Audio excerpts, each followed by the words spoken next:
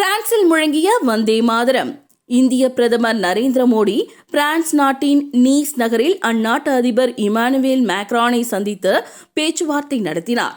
G7 மாநாட்டில் பங்கேற்பதற்காக France சென்றுள்ள மோடி அதிபர் மேக்ரானுடன் இணைந்து பாரத் இன்னோவேட்டர்ஸ் என்ற தொழில் முனைவோர் மாநாட்டையும் கூட்டாக தொடங்கி வைத்தார்.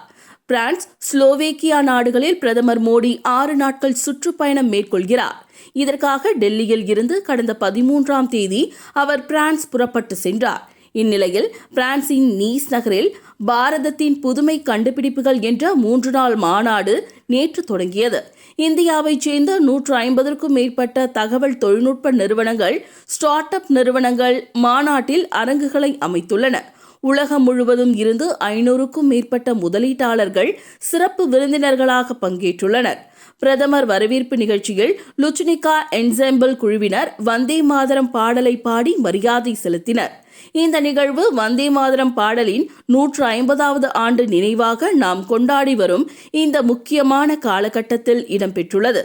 இந்தியாவின் வரலாற்றிலும் விடுதலை போராட்டத்திலும் இப்பாடலாற்றிய மகத்தான பங்களிப்பை நினைவு கூறும் தருணமாகவும் இது அமைந்துள்ளது.